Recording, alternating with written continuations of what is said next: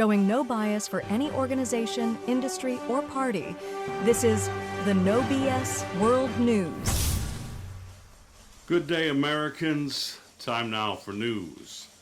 The White House has withdrawn support for the United Nations Human Rights Council after a UN investigation confirmed that 9 members of that organization participated in the 2023 attacks on Israel. The UN established the Human Rights Council in 2006 to provide aid for 2 million Palestinians living in the Gaza Strip. President Trump meets later today with Israeli Prime Minister Benjamin Netanyahu to hopefully discuss a resolution to the conflict in Gaza. Later today, President Trump is expected to sign an executive order asking Congress to abolish the U.S. Department of Education. The president says he wants to return control of the schools to the states. Congress created the DOE in 1979 at the behest of President Jimmy Carter. Today, DOE has 4,400 employees and an annual budget of $79 billion. At least 10 people, including the gunman, died today at an adult education center. Sweden's prime minister called the massacre his country's worst school shooting. However, Justice Minister Gunnar Strömmer said there have been several incidents where students were wounded or killed at their schools, but usually with other weapons such as knives or axes. Tiny microplastics are making their way into the human brain. The new research shows the problem is getting worse. A new study published Monday in the journal Nature found that brain samples collected in 2024 contain significantly more microplastics than those taken 8 years earlier, especially in subjects with dementia.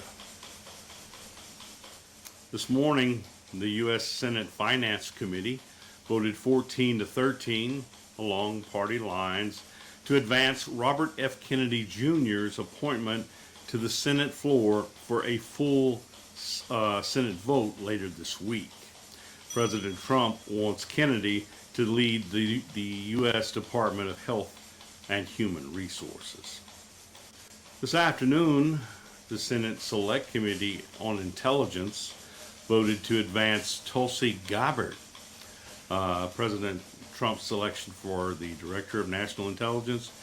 That 9-8 vote was also along party lines, with the Democrats, Gabbard's former party, voting against her. After the presidents of Mexico and Canada each agreed to provide 10,000 armed soldiers to protect the U.S. borders, the United States has agreed to pause tariffs on goods from those countries. Meanwhile, the Communist Party of China has imposed an additional 15% tariff on imports from the United States. This is in retaliation for a 10% tariff imposed Monday on U.S. imports from China. In a related story, Panama's president, Jose Raul Molino, announced yesterday that his country will not renew a trade and development agreement that allowed China to control the Panama Canal. President Molino's decision came after a visit from U.S. Secretary of State Marco Rubio on Sunday. Hey, here's a story you'll like. In 2007, a man named Russell Edwards attended a London auction and he bought a 130-year-old lady's shawl. In 2019, lab tests proved that one of the DNA samples on the shawl belonged to the victim of a serial killer. Last week, Edwards and Karen Miller, a descendant of that victim, announced that the second DNA sample found on the shawl is a 100% match to descendants of a Whitechapel barber who was 23 years old in 1988.